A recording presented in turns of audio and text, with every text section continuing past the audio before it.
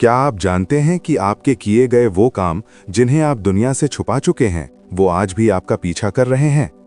एक ऐसी रानी जिसने ईर्ष्या में आकर अपनी ही सगी बहन को एक परिंदे में बदल दिया, और एक ऐसा राजा जिसने अपनी ही औलाद के खून से स्नान करने का आदेश दे दिया। क्या हुआ जब सालों बाद वही मरे हुए बेटे एक फकीर के सामने जिंदा खड़े हो गए? आज की ये कहानी सिर्फ एक कहानी नहीं, आपके कर्मों का वो आईना है जिसे देखकर आपकी रूह कांप जाएगी। आखिर कैसे मिलता है कर्मों का फल? जानने के लिए अंत तक जुड़े रहें।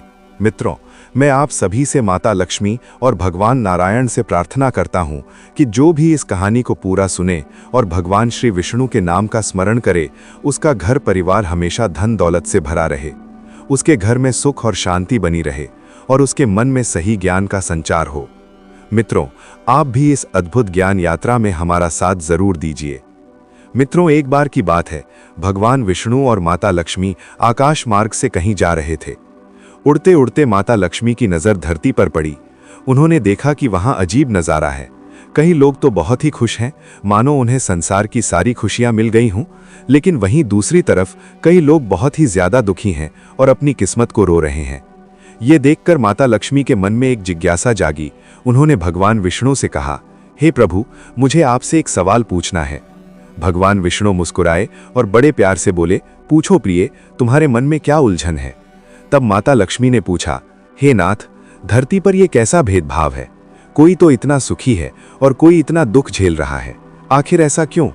भगवान विष्णु ने शांत स्वर में जवाब दिया, हे देवी, ये सब उनके अपने कर्मों का हिसाब हो रहा है।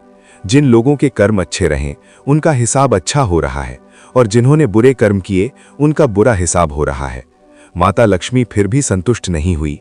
उन्होंने पूछा, लेकिन प्रभु, ये कर्मों का हिसाब आखिर करता कौन है और कैसे करता है, और किस उम्र में इंसान को ये हिसाब चुकाना पड़ता है? तब भगवान विष्णु कहते हैं, हे प्रिय, तुम्हारे इन सवालों का जवाब मैं एक कहानी सुना कर दूंगा। तुम इस कहानी को बहुत ध्यान से और अंत तक सुनना, क्योंकि ये कहानी हर मनुष्य के लिए बहुत ही जरूरी और ज्ञानवर्धक है। राजा, सरिता और रमा की कहानी। भगवान विष्णु कहानी सुनाने लगे। एक समय की बात है, एक राजा था जिसकी 2 रानियां थीं। पुराने समय में राजा कई रानियां रखते थे, लेकिन घर में अक्सर बड़ी रानी की ही मर्जी चलती थी। बड़ी रानी का नाम था सरिता और छोटी रानी का नाम था रमा। बड़ी रानी सरिता बहुत चतुर और अहंकारी थी। वो हमेशा छोटी रानी रमा की आलोचना करती थी, उसे हर वक्त नीचा दिखाने की कोशिश करती थी। राजा भी बड़ी रानी सरिता की बातों में ही रहते थे, इसलिए वो छोटी रानी रमा से उदासीन रहते थे और उसे ज्यादा पसंद नहीं करते थे। बेचारी छोटी रानी रमा के दिन अत्यंत कष्ट में बीत रहे थे। रमा के 2 पुत्र थे, मानव और श्याम। राजा अपने इन दोनों बेटों का भी ख्याल नहीं रखते थे। उन मासूम बच्चों को न तो अच्छा भोजन मिलता था और न ही अच्छे कपड़े। ऊपर से उन्हें बड़ी मां सरिता की जली कटी बातें और ताने हर वक्त सुनने पड़ते थे। अपने बेटों और खुद का अपमान होते हुए छोटी रानी रमा चुपचाप देखती और सब कुछ सहती रहती थी। पर रानी सरिता को इतने से भी चैन नहीं मिलता था। उसके मन में तो कुछ और ही चल रहा था। रानी सरिता की चाल और रमा का तोता बनना। एक दिन क्या हुआ कि दोनों रानियां नदी में स्नान करने गई हुई थीं। अचानक रानी सरिता ने छोटी रानी रमा से बड़े प्यार से कहा, आओ रमा, आज मैं तुम्हारे सिर में साबुन लगा देती हूँ। छोटी रानी रमा को अपनी बड़ी बहन यानी सरिता का ये प्यार बहुत ही अजीब लगा। उसने डरते हुए कहा, नहीं दीदी, रहने दीजिए, मैं खुद ही नहा लूंगी। तब रानी सरिता जिद करने लगी, नहीं नहीं, आज तो मैं ही तुझे साबुन लगाकर नहलाऊंगी, तू मना मत कर। अब छोटी रानी क्या करती, वो ज्यादा जिद भी नहीं कर सकती थी, इसलिए वो चुपचाप जाकर सरिता के सामने बैठ गई। अब रानी सरिता ने साबुन लगाते लगाते चुपके से एक जादुई दवा की टिकिया उसके माथे पर चिपका दी। देखते ही देखते वो दुखियारी छोटी रानी एक तोता बन गई और टी टी की आवाज करती हुई आसमान में उड़ गई। घर आकर रानी सरिता ने राजा से झूठ बोल दिया कि महाराज, छोटी रानी रमा तो नदी में डूब गई। राजा ने रानी सरिता की बातों पर तुरंत विश्वास कर लिया, क्योंकि उसे सरिता पर बहुत ज्यादा भरोसा था। अब छोटी रानी के जाते ही राजभवन की जैसे लक्ष्मी चली गई, हर तरफ अंधकार छा गया। रमा के दोनों पुत्रों मानव और श्याम के दुख की तो कोई सीमा ही नहीं थी। उधर वो तोता बनी रानी उड़ती हुई एक दूसरे राजा के महल में जाकर बैठ गई। उस राजा की एक बहुत सुंदर बेटी थी। वो राजकुमारी अपने पिता से बोली, पिताजी, मुझे ये सुनहरा तोता बहुत ही सुंदर लग रहा है, मैं इसे लूंगी। राजा के आदेश से उस तोते को पकड़ लिया गया और उसे एक सोने के पिंजरे में बंद कर दिया गया। कर्मों का खेल शुरू होता है। धीरे धीरे समय बीतने लगा। उधर रानी सरिता के 3 पुत्र हुए, लेकिन ये क्या, तीनों पुत्र अत्यंत दुबले पतले और कमजोर थे। उन्हें देखकर ऐसा लगता था मानो फूंक मारने से ही उड़ जाएंगे। रानी सरिता का तो रो रो कर बुरा हाल था। उसने संतान पाने के लिए न जाने क्या क्या जतन किए थे, और अब जब संतान हुई तो भी इतनी कमजोर। वो बहुत मेहनत से अपने पुत्रों का पालन पोषण करती, उन्हें तरह तरह के कीमती और अच्छे पकवान खिलाती, लेकिन वे मोटे ही नहीं हो रहे थे। दूसरी ओर रानी सरिता छोटी रानी रमा के पुत्रों यानी मानव और श्याम को ठीक से खाना भी नहीं देती थी। उनसे बहुत सारा काम करवाती और कभी कभी तो उन्हें एक वक्त का खाना भी नसीब नहीं होता था। फिर भी वे दोनों भाई एकदम हट्टे कट्टे और मोटे ताजे थे। ये देखकर सरिता गुस्से और जलन से भर जाती थी। रानी सरिता का भयानक रूप। एक दिन की बात है, जब मानव और श्याम पाठशाला से लौटे तो उन्होंने देखा कि उनकी बड़ी माँ यानी सरिता ने एक विकराल और डरावना रूप धारण कर रखा था। उसकी आंखें गुस्से से बड़ी बड़ी हो रही थीं और वो जोर जोर से सबको गालियां दे रही थी और रो रही थी। साथ ही उसने महल के कीमती सामानों को उठाकर फेंकना शुरू कर दिया। श्याम और मानव ने आज तक अपनी बड़ी माँ का ये रूप नहीं देखा था। जब राजा को इस बात की खबर मिली तो वे भागते हुए आए और पूछा, प्रिय, तुम्हें क्या हो गया है? तुम इतने गुस्से में क्यों हो? रानी गुस्से से कांपती हुई बोली, महाराज, मेरी सौतन के ये दोनों पुत्र जब देखो मुझे उल्टा सीधा कहते हैं, मुझे गालियां देते हैं। आज मेरा अपमान बर्दाश्त से बाहर हो गया है। जब तक मैं इनके खून से स्नान नहीं कर लूंगी, मेरा कलेजा ठंडा नहीं होगा। राजा दंग रह गए। रानी, ये कैसी जिद है? तब रानी ने कहा, अगर आज मैं इनके खून से स्नान नहीं करूंगी तो मैं जान दे दूंगी। राजा अपनी बड़ी रानी के वश में थे। उन्होंने जल्लाद को बुलाया और आदेश दिया, इन दोनों भाइयों को मारकर इनका खून लाकर रानी सरिता को दो, ताकि इसका गुस्सा शांत हो सके। बेचारे मानव और श्याम रोने लगे। नहीं पिताजी, हमने कुछ भी नहीं कहा है। हम तो इन्हें अपनी माँ मानते हैं। हम इनका अपमान कैसे कर सकते हैं? ये झूठ बोल रही हैं। जब नन्हे मानव और श्याम ने अपनी बेगुनाही की गुहार लगाई तो राजा ने गुस्से में चिल्लाकर कहा, चुप हो जाओ, एकदम शांत हो जाओ। तुम दोनों बहुत दुष्ट और बदमाश हो चुके हो, तभी तो आज रानी का ये हाल हुआ है। राजा की डांट सुनकर उन मासूमों का रो रो कर बुरा हाल हो गया। उस पूरे राज दरबार में कोई भी उन पर विश्वास करने को तैयार नहीं था। बेचारा जल्लाद भी क्या करता, वो तो राजा का नौकर था। उसने भारी मन से कहा, चलो राजपुत्रों, अब मेरे साथ चलो। वो उन दोनों को पकड़कर ले जाने लगा। महल की दीवारों में मानव और श्याम की चीखें गूंज रही थीं, पर सुनने वाला कोई नहीं था। जल्लाद उन्हें घने जंगल में ले गया। वहां पहुंचकर उसने उनके राजसी वस्त्र उतरवा दिए और उन्हें पेड़ की छाल से बने कपड़े पहना दिए।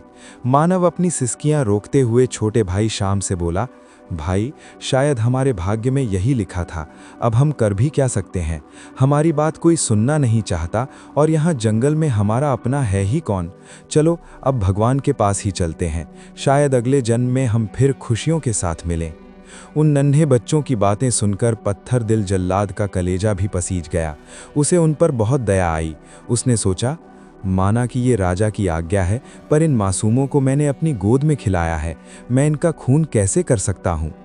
जल्लाद ने तुरंत उनके हाथ पैर खोल दिए और बोला, राजपुत्रों, राजा की आज्ञा टालना मेरे लिए मौत के बराबर है, पर मैं तुम पर तलवार नहीं चला सकता। मेरे नसीब में जो सज़ा लिखी होगी मैं भुगत लूँगा। तुम ये चादर ओढ़ लो और इस जंगल से कोसों दूर निकल जाओ। जाओ, अब तुम्हें कोई राजपुत्र के रूप में पहचान नहीं पाएगा। जल्लाद ने उन्हें रास्ता दिखाया और खुद लौटते समय रास्ते में एक कुत्ते और सियार को मारकर उनका खून एक बर्तन में भर लिया। जब उसने वो खून रानी सरिता को दिया तो वो राक्षसी खुशी से झूम उठी। उसने उस खून से स्नान किया और फिर अपने दुबले पतले बेटों को स्वादिष्ट भोजन कराया। भाग्य का खेल और हाथी का चुनाव। उधर जंगल में चलते चलते मानव और श्याम थककर एक पेड़ के नीचे बैठ गए। श्याम ने सूखे गले से कहा, भाई, बहुत प्यास लगी है, अब और चला नहीं जाता। मानव ने उसे दिलासा दिया, तुम यहीं रुको भाई, मैं देखता हूं कहीं पानी मिलता है क्या। मानव पानी की तलाश में तालाब की ओर निकल पड़ा। पर समस्या ये थी कि वो पानी लेकर कैसे आए। तभी उसे अपनी चादर का ख्याल आया। उसने सोचा कि अगर मैं चादर को पानी में अच्छी तरह भिगो कर ले जाऊं तो उसका पानी निचोड़कर शाम की प्यास बुझाई जा सकती है। वो जैसे ही तालाब में उतरा, वहां एक अजीब घटना घटी। जिस राज्य में वो तालाब था, वहां के राजा का अचानक देहांत हो गया था और उनकी कोई संतान नहीं थी। मंत्रियों ने तय किया था कि एक सफेद हाथी की पीठ पर सिंहासन बांधकर छोड़ा जाएगा और वो हाथी जिसके माथे पर राज तिलक देखेगा, उसे ही राजा चुना जाएगा। मानव पाठशाला से आते समय अपने माथे पर तिलक लगाना नहीं भूला था। जैसे ही सफेद हाथी तालाब के पास पहुंचा, उसने मानव के माथे पर राज तिलक देखा। हाथी ने तुरंत अपनी सूंड से मानव को उठाया और उसे शाही सिंहासन पर बैठा दिया। मानव चिल्लाता रहा, श्याम श्याम, मुझे छोड़ दो, मेरा भाई वहां अकेला है। पर हाथी उसे लेकर तेजी से नगर की ओर दौड़ पड़ा। बिछड़े भाई और सन्यासी का सहारा। पेड़ के नीचे बैठा मानव अपने भाई का इंतजार करता रहा। पूरा दिन बीत गया, सूरज ढल गया और अंधेरा छा गया। डर और भूख के मारे शाम रोता रहा और रोते रोते वहीं सो गया। अगले दिन सुबह वहां से एक सन्यासी गुजरे। उस मासूम बच्चे को अकेला और बदहाल देखकर सन्यासी का दिल पिघल गया। उन्होंने शाम को अपनी गोद में उठाया और अपनी कुटिया में ले आए। इधर मानव उस नए राज्य का राजा बन गया। प्रजा ने उसका भव्य स्वागत किया। मानव को कुछ समझ नहीं आ रहा था कि एक पल में ये क्या हो गया। वो राजा तो बन गया था, पर उसे हर पल अपने छोटे भाई श्याम की याद सताती थी। लेकिन धीरे धीरे उसने हालात से समझौता कर लिया और कुशलता से राज्य संभालने लगा। उधर श्याम सन्यासी की कुटिया में रहकर शास्त्रों और वेदों का ज्ञान लेने लगा। वो रोज जंगल से हवन के लिए लकड़ियां लाता, फूल चुनता और कंदमूल खाकर अपना पेट भरता। रानी सरिता के कर्मों का फल। अब समय ने पलटी मारी। रानी सरिता के राज्य पर भारी विपत्ति आ गई। अकाल पड़ा, बीमारियां फैलीं और राजा सब कुछ छोड़कर अज्ञातवास पर चले गए। रानी सरिता की हालत भिखारी जैसी हो गई। जो रानी कभी खून से स्नान करती थी, आज उसे फटे पुराने कपड़ों में देखकर लोग धुतकार देते थे। एक दिन दुखी होकर रानी सरिता अपने तीनों कमजोर पुत्रों के साथ समुद्र किनारे खड़ी थी। अचानक समुद्र की एक ऊंची लहर आई और उसके तीनों पुत्रों को बहा कर ले गई। रानी चिल्लाती रहीं, उन्हें बचाने की कोशिश करती रहीं, पर सब बेकार। अंत में पुत्रों के दुख में पागल होकर वो खुद भी समुद्र में कूद पड़ी। उधर जिस राज्य में छोटी रानी रमा तोता बनकर गई थी, वहां की कहानी अब एक नया मोड़ लेने वाली थी। उधर जिस राज्य में छोटी रानी रमा तोता बनकर रह रही थी, वहां की राजकुमारी हंसा अब बड़ी हो गई थी। राजा अपनी बेटी के लिए योग्य वर ढूंढ रहे थे, पर उन्हें कोई पसंद नहीं आ रहा था। अंत में रानी की सलाह पर राजा ने एक भव्य स्वयंवर का आयोजन किया। सैकड़ों राज्यों के राजकुमार वहां जुटे। राजा ने घोषणा की कि हंसा हाथ में वरमाला लेकर निकलेगी और जो उसे पसंद आएगा वो उसके गले में माला डाल देगी। स्वयंवर के दिन हंसा श्रृंगार कर रही थी। उसने बालों का जूड़ा बनाया, आंखों में काजल लगाया और फिर पास बैठे उस तोते से पूछा, बताओ तोते, मेरे श्रृंगार में कोई कमी तो नहीं? तोते ने बड़ी चतुराई से कहा, राजकुमारी, अगर मैं तुम्हारी जगह होती तो गजमुक्ता पहनती। गजमुक्ता के बिना तुम्हारा श्रृंगार अधूरा है, लेकिन वो तुम्हारे पास है ही नहीं। अगर स्वयंवर में आए राजकुमारों में से कोई तुम्हारे लिए गजमुक्ता ला सके तो समझना वही तुम्हारे योग्य वर है। हंसा के मन में ये बात बैठ गई। उसने तुरंत घोषणा करवा दी कि जो राजकुमार गजमुक्ता लाएगा वो उसी से विवाह करेगी। अब सारे राजकुमार गजमुक्ता की खोज में समुद्र की ओर दौड़ पड़े। उन्होंने सुना था कि समुद्र के किनारे रहने वाले हाथियों के सिर में गजमुक्ता होता है, पर जैसे ही वे वहां पहुंचे, हाथियों के एक झुंड ने उन पर हमला कर दिया। कई राजकुमारों के हाथ पैर टूट गए और सब निराश होकर लौट आए। जब ये खबर मानव तक पहुंची तो हंसा के इस घमंड पर उसे बहुत गुस्सा आया। उसने सोचा कि इस राजकुमारी का अहंकार चूर करना होगा। मानव ने हंसा के राज्य पर आक्रमण कर दिया, राजा को हरा दिया और हंसा को बंदी बनाकर अपने राज्य ले आया। श्याम की साहसी यात्रा। दूसरी ओर छोटा भाई श्याम अब भी सन्यासी की कुटिया में रह रहा था। वो दिन भर पूजा की सामग्री जुटाता और मंत्र जाप करता। उसकी कुटिया के पास एक विशाल बरगद का पेड़ था, जिस पर एक कबूतरी और एक बुलबुल रहती थीं। एक दिन श्याम दुखी होकर उस पेड़ के नीचे बैठा था, तभी उसने पक्षियों को बातें करते सुना। कबूतरी ने बुलबुल को स्वयंवर और गजमुक्ता के बारे में बताया। बुलबुल बोली, क्या तुम जानती हो गजमुक्ता कहाँ मिलता है? एक सागर के किनारे एक क्षीर सागर है, जहां दूध का झरना गिरता है। वहां एक स्वर्ण कमल खिला है और उस कमल के भीतर एक हाथी रहता है जिसके मस्तक पर गजमुक्ता चमकता है। श्याम ने हिम्मत जुटाकर पक्षियों से पूछा, क्या मैं वहां जा सकता हूं? क्या तुम मेरी मदद करोगी? पक्षियों ने कहा, जरूर। पहले तुम सन्यासी से उनका त्रिशूल मांगो और इस बरगद के पेड़ से राजपुत्र के वस्त्र मांगो। श्याम ने वैसा ही किया। सन्यासी का त्रिशूल लेकर और सुंदर राजसी वस्त्र पहनकर वो क्षीर सागर की ओर निकल पड़ा। वहां का नजारा अद्भुत था। दूध जैसे सफेद हाथी के सिर पर गजमुक्ता सूर्य की तरह चमक रहा था। श्याम ने निडर होकर हाथी की पीठ पर छलांग लगाई और त्रिशूल उसके मस्तक पर रखा। अचानक चमत्कार हुआ। सागर, स्वर्ण कमल और हाथी सब गायब हो गए। वहां सिर्फ एक सुंदर कमल का फूल बचा था जिसके भीतर गजमुक्ता की माला थी। कमल के फूल से एक आवाज आई, निश्चय ही तुम कोई साधारण मनुष्य नहीं बल्कि एक वीर राजपुत्र हो। इस गजमुक्ता को अपने सिर पर और मुझे अपने हृदय में रखो। हंसा के साथ तुम्हारा ही विवाह होगा। श्याम जब वापस लौट रहा था तो उसे रेत के नीचे से आवाज आई, हमें भी साथ ले चलो। श्याम ने त्रिशूल से बालू हटाया तो वहां 3 सोने की मछलियां तड़प रही थीं। श्याम ने उन्हें उठा लिया और आगे बढ़ गया। भाइयों का मिलन और कर्मों का न्याय। इधर राजा बना मानव एक दिन शिकार खेलने निकला। सारा दिन भटकने के बाद भी उसे कुछ नहीं मिला। वो थक कर एक पेड़ के नीचे बैठा तो उसे अचानक उस दिन की याद आ गई जब वो अपने छोटे भाई श्याम को पानी के लिए छोड़कर गया था। मानव फूट फूट कर रोने लगा, हाथ पैर पटकने लगा। मेरा भाई श्याम कहाँ होगा? क्या वो जिंदा होगा? हाय, मैं कैसा भाई हूं जो उसे अकेला छोड़ आया। वो अपने राजभवन लौटा पर उसका मन कहीं नहीं लग रहा था। तभी द्वारपाल ने आकर खबर दी, महाराज, बाहर एक तेजस्वी युवक आया है। उसने हंसा को छोड़ने के बदले में उपहार स्वरूप 3 सोने की मछलियां भेजी हैं। सोने की मछलियां का नाम सुनते ही मानव चौंक गया। उसने उस युवक को तुरंत भीतर बुलाने का आदेश दिया। जैसे ही वो युवक श्याम दरबार में आया, दोनों भाइयों की नजरें मिली। मानव चिल्लाया, श्याम, मेरे भाई। श्याम भी रो पड़ा, भैया। दोनों भाई एक दूसरे के गले लगकर घंटों रोते रहे। मानव ने बताया कि वो कैसे राजा बना और श्याम ने अपनी पूरी कहानी सुनाई कि कैसे सन्यासी ने उसे पाला और कैसे वो गजमुक्ता लेकर आया है। अंतिम न्याय। उसी वक्त मानव ने बंदी हंसा को दरबार में बुलवाया। श्याम ने वो गजमुक्ता की माला हंसा को दी। तभी वहां वो तोता यानी रानी रमा भी उड़कर आ गया। जैसे ही उस तोते के माथे से वो जादुई टिकिया हटी, वो वापस अपनी असली पहचान में आ गई, सबकी प्यारी छोटी रानी रमा। अपनी मां को जिंदा देखकर मानव और श्याम की खुशी का ठिकाना न रहा। उधर बड़ी रानी सरिता के कर्मों का हिसाब समुद्र ने पहले ही कर दिया था। राजा को भी अपनी गलती का एहसास हुआ और उन्होंने रानी रमा से माफी मांगी।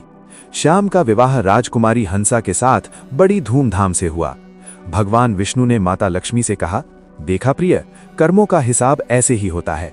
जिसने बुरा किया वो मिट गया और जिसने दुख सहकर भी धर्म का साथ नहीं छोड़ा, उसे अंत में सब कुछ मिल गया। मानव राजा अपने भाई के वियोग में डूबे हुए थे।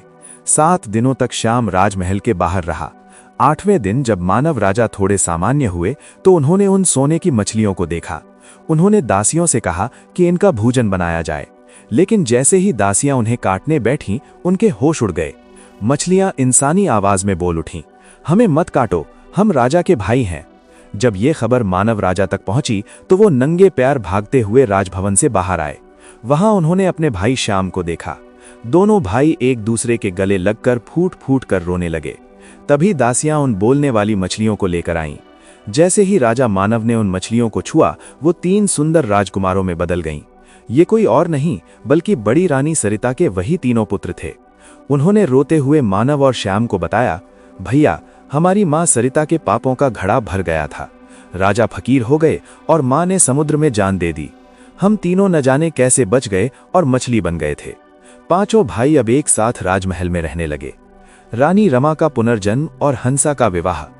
उधर राजकुमारी हंसा अपने विवाह की तैयारी कर रही थी। उसे खबर मिली कि गजमुक्ता लाने वाला वीर कोई और नहीं बल्कि राजा मानव का छोटा भाई श्याम है। हंसा बहुत खुश हुई। उसने सोचा कि विवाह से पहले वो अपने प्रिय तोते को अपने हाथों से स्नान कराएगी। हंसा ने दूध में कच्ची हल्दी पीसी और जैसे ही उस हल्दी वाले पानी से तोते को नहलाया, उसके हाथ तोते के माथे की उस जादुई टिकिया पर पड़ गए। पलक झपकते ही वो तोता एक अत्यंत सुंदर और तेजस्वी नारी में बदल गया। हंसा चौंक गई, तुम कौन हो? कोई देवी या परी? वो नारी धीमे से मुस्कुराई और बोली, मैं इस राज्य की राजरानी रमा हूं। राजा मानव और श्याम मेरे ही पुत्र हैं। अगले दिन हंसा और श्याम का विवाह बड़ी धूमधाम से संपन्न हुआ। विदा होते समय चतुर हंसा ने अपनी सास रानी रमा को पालकी में छुपा लिया। जब पालकी राजा मानव के महल पहुंची तो वहां से हंसा के साथ एक अपूर्व सुंदरी नारी निकली। उसने पालकी से उतरते ही पुकारा, कहाँ है मेरे मानव और श्याम, मेरे पास आओ। अपनी मां की आवाज सुनकर दोनों भाई दौड़ते हुए आए और मां के गले लग गए। बड़ी रानी सरिता के तीनों पुत्र भी अपनी छोटी मां के चरणों में गिर पड़े। रानी रमा के दुखों का अंत हुआ, लेकिन वो पतिव्रता स्त्री थीं। उसे आज भी अपने पति राजा की बहुत याद आती थी, भले ही उन्होंने उसके साथ कितना भी बुरा क्यों न किया हो। एक नई चुनौती, राजकुमारी अदिति और जादूगर वरुण। अब राज्य में सुख शांति थी। राजा मानव एक न्यायप्रिय और पराक्रमी राजा बन चुके थे। श्याम उनका सबसे बड़ा सहयोगी था। तभी एक पड़ोसी राज्य से एक खबर आई। वहां अदिति नाम की एक बेहद सुंदर और बुद्धिमान राजकुमारी रहती थी। वो स्वतंत्र ख्यालों वाली थी और दुनिया देखना चाहती थी। लेकिन उस राज्य में वरुण नाम का एक दुष्ट और शक्तिशाली जादूगर आया। वह अदिति की सुंदरता पर मोहित हो गया और उससे विवाह का प्रस्ताव रखा। जब अदिति ने उसे ठुकरा दिया तो वरुण ने क्रोध में आकर अपनी जादुई शक्तियों से उसे कैद कर लिया और उसे एक ऐसे मायावी महल में ले गया जहां से निकल पाना असंभव था। जब ये खबर राजा मानव तक पहुंची तो उनका खून खौल उठा। हालांकि वे दूसरों के राज्यों के मामलों में दखल नहीं देते थे, पर इस बार उनका अंतर्मन कह रहा था कि अदिति की रक्षा करना उनका धर्म है। मानव ने अपने भाई श्याम को राज्य की जिम्मेदारी सौंपी और खुद निकल पड़े उस मायावी जादूगर के देश की ओर। उनकी ये यात्रा खतरों से भरी थी। रास्ते में उन्हें घने डरावने जंगल, बर्फीले पहाड़ और अजीबोगरीब जादुई प्राणियों का सामना करना पड़ा। कुछ ने उनकी मदद की तो कुछ ने उन्हें चुनौती दी, लेकिन मानव के मन में एक ही संकल्प था, अन्याय का अंत और सत्य की जीत। उधर वरुण के मायावी महल में कैद राजकुमारी अदिति तक मानव की वीरता की खबरें पहुंचने लगी थीं। अनजाने में ही दोनों के दिलों में प्रेम का अंकुर फूट चुका था। अंततः वो घड़ी आ गई जब मानव ने वरुण के किले पर धावा बोल दिया। वरुण ने अपनी जादुई शक्तियों से उसे रोकने की बहुत कोशिश की। उसे कई लालच दिए, डराया, पर मानव का साहस अडिग था। दोनों के बीच एक भयंकर और रोमांचक युद्ध हुआ।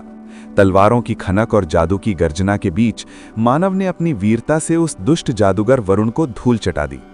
अदिति मुक्त हुई और जब दोनों की नजरें मिली तो उनके गहरे प्रेम ने सारी मर्यादाएं पार कर दी। मानव ने अदिति के पिता को उनकी बेटी सुरक्षित सौंप दी। अदिति के पिता, जो अपनी बेटी के वियोग में बीमार पड़ गए थे और खाना पीना छोड़ चुके थे, अपनी बेटी को देखते ही खिल उठे। उन्होंने भावुक होकर मानव से कहा, बेटा, तुमने मेरी बेटी ही नहीं, मेरी जान भी बचा ली है। क्या तुम अदिति का हाथ थामकर मेरा दामाद बनना स्वीकार करोगे? मानव ने सहर्ष हां कह दी। धूमधाम से विवाह हुआ और जब मानव अपनी दुल्हन अदिति को लेकर अपने राज्य लौटा तो मां रमा और भाई श्याम ने उनका ऐसा भव्य स्वागत किया जैसा पहले कभी न हुआ था। पिता का आगमन और कर्मों का दंड। कई साल सुख शांति से बीत गए। एक दिन महल के द्वारपाल ने आकर खबर दी, महाराज, महल के द्वार पर एक बूढ़ा फकीर भूख प्यास से बेहाल होकर बेहोश हो गया है। वह कांपती आवाज में क्षमा क्षमा चिल्ला रहा है। मानव ने दया दिखाते हुए कहा, उन्हें ससम्मान अंदर लाओ और भोजन कराओ। जैसे ही वो फकीर अंदर आया और मानव ने उसका चेहरा देखा, उसके पैरों तले जमीन खिसक गई। वह फकीर कोई और नहीं बल्कि उनके अपने पिता थे।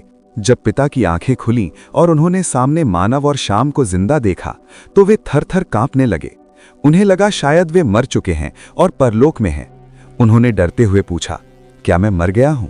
तुम दोनों तो बरसों पहले मर चुके थे, फिर यहां कैसे?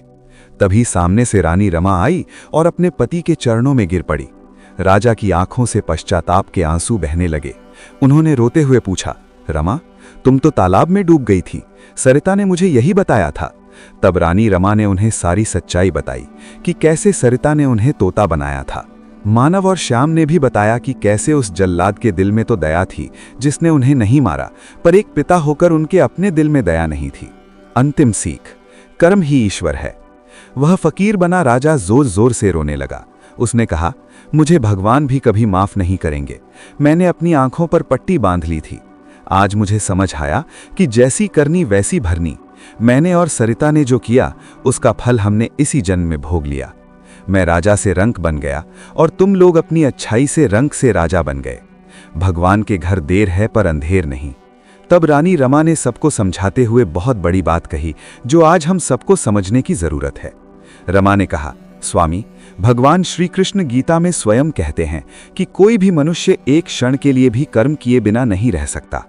हमारे कर्म ही हमें आसमान की ऊंचाइयों पर ले जाते हैं और हमारे कर्म ही हमें जमीन पर पटक देते हैं। याद रखिए मित्रों, मनुष्य जैसा बीज बोता है वैसी ही फसल काटता है।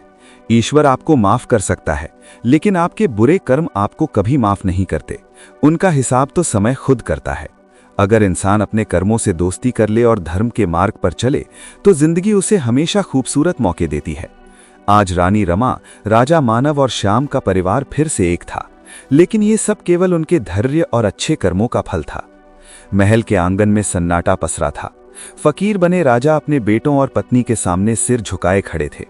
तब उनके बड़े बेटे मानव ने बहुत ही गंभीर स्वर में कहा, पिताजी, कर्म वो आईना है जो हमें हमारा असली चेहरा दिखा देता है। कोई भी व्यक्ति अपनी सुंदरता या ऊंचे कुल से बड़ा नहीं होता, बल्कि वो अपने कर्मों से बड़ा बनता है। इंसान को हमेशा ऐसे कर्म करने चाहिए जिससे वो किसी के काम आ सके। तभी छोटी रानी रमा ने राजा की आंखों में देखते हुए कहा, स्वामी, कर्म को प्रधान कहा गया है। कभी कभी हमारे अच्छे या बुरे कर्मों का फल हमारी संतानों को भी भुगतना पड़ता है। यदि हम चाहते हैं कि हमारे बच्चे स्वस्थ और सुखी रहें, तो हमें अच्छे कर्म करने ही होंगे। यमराज इंसान के हर बुरे कण की सजा देते हैं।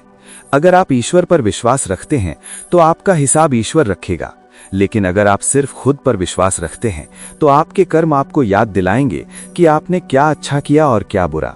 बोया पेड़ बबूल का तो आम कहां से खाए, ये कहावत आपने सुनी ही होगी।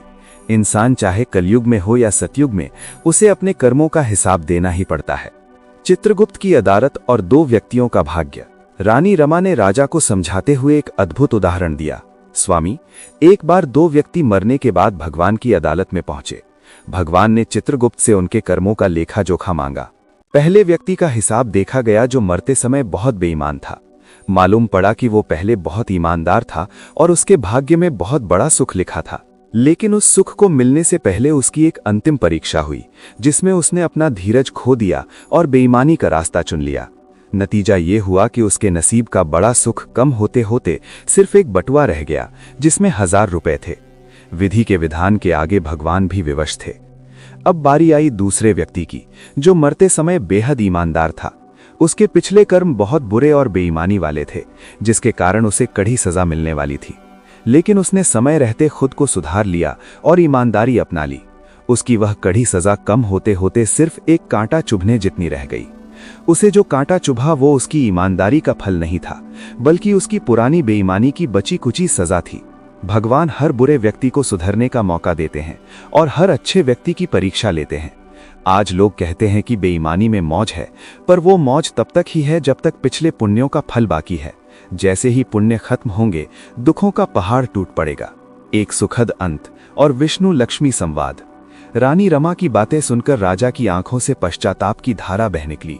उन्होंने सोचा, मैंने इन सबको कितना सताया, फिर भी इन्होंने मुझे गले लगाया।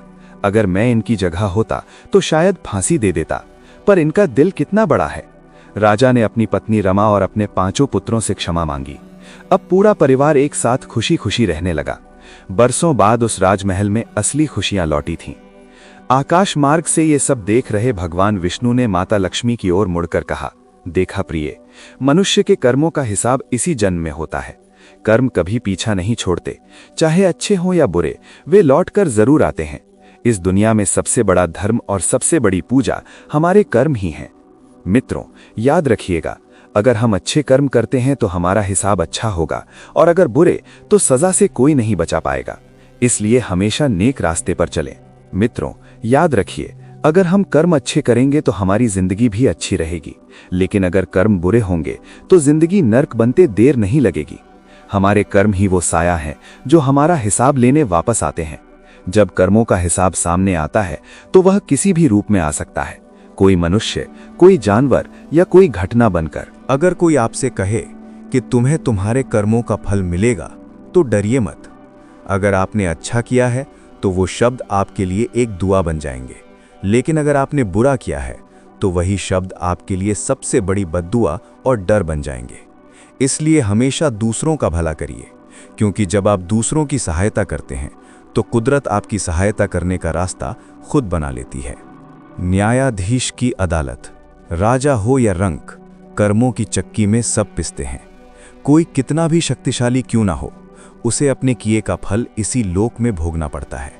कुछ लोग धन और सत्ता के घमंड में सोचते हैं कि वे गलत करके भी बच जाएंगे, लेकिन ऐसा कभी नहीं होता।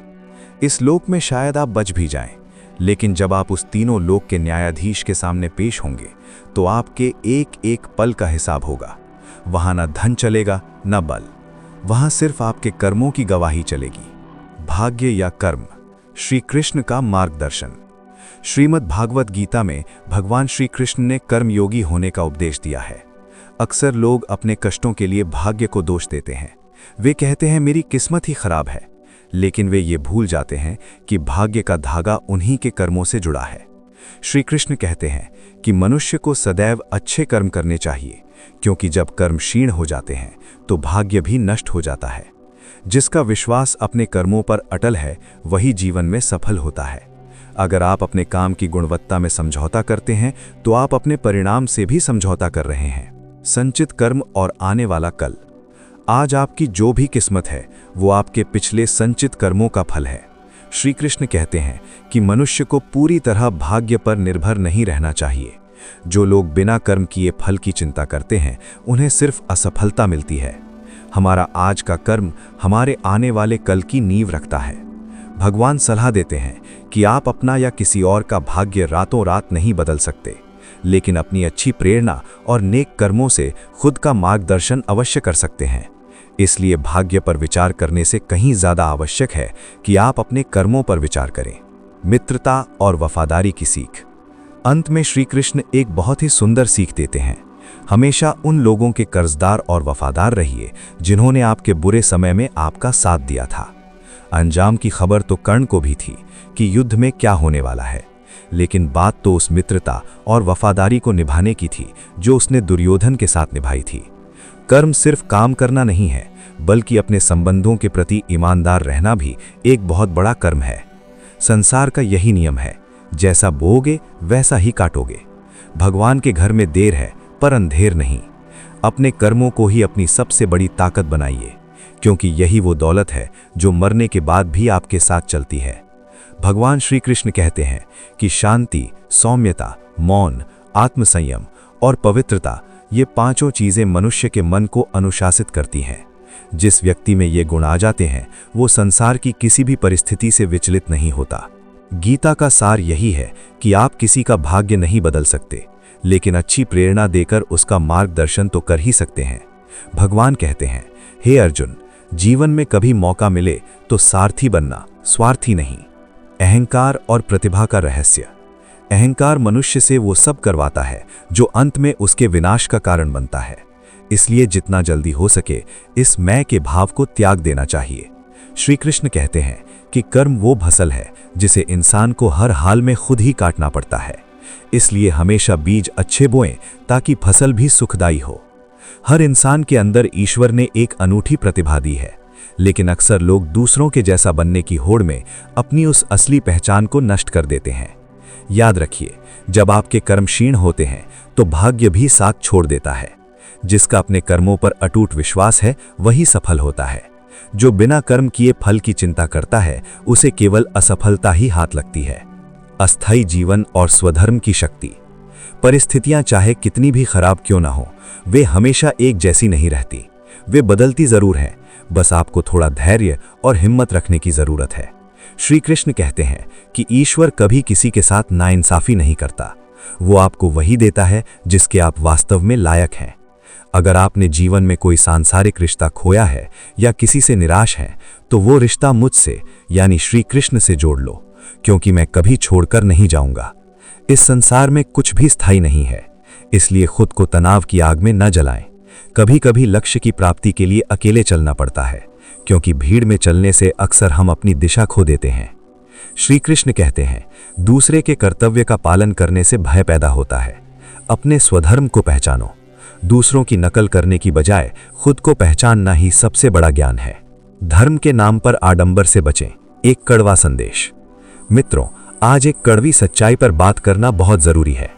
आजकल लोग अंधविश्वास और अश्लीलता से भरे वीडियो तो देख लेते हैं, लेकिन जो बातें बुद्धि और ज्ञान का संचार करती हैं उन्हें अनदेखा कर देते हैं। कुछ लोग भगवान श्री कृष्ण के नाम पर अश्लील फोटो लगाकर और गलत ज्ञान बांटकर पैसे कमा रहे हैं।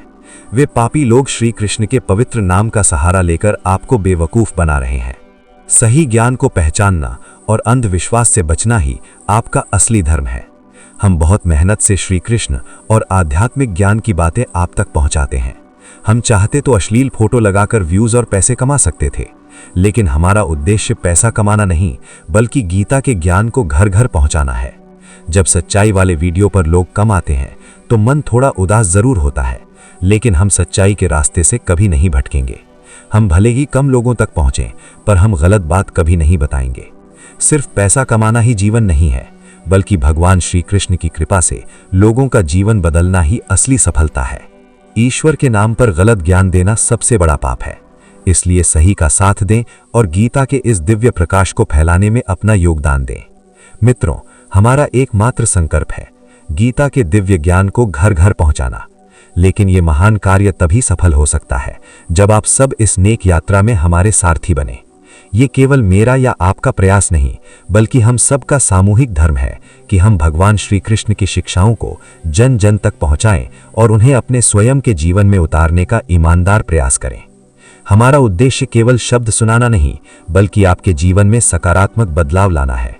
यदि इस पूरी यात्रा के दौरान आपके मन में कोई भी सवाल उठा हो, कोई दुविधा हो या कोई जिज्ञासा जागी हो, तो आप बेझिझक नीचे कमेंट बॉक्स में हमसे पूछ सकते हैं। हम पूरी कोशिश करेंगे कि आपके हर सवाल का जवाब समय पर दे सकें और आपकी शंकाओं का समाधान कर सकें। याद रखिए, आपकी एक छोटी सी राय हमें और बेहतर करने की शक्ति देती है। एक बार फिर इस ज्ञान यात्रा का हिस्सा बनने के लिए आपका कोटि कोटि आभार। और ऐसे ही और अद्भुत वीडियो पाने के लिए हमारे चैनल को सब्सक्राइब करें, वीडियो को लाइक करें और ज्यादा से ज्यादा शेयर करें। धन्यवाद। जय श्री कृष्ण। राधे राधे।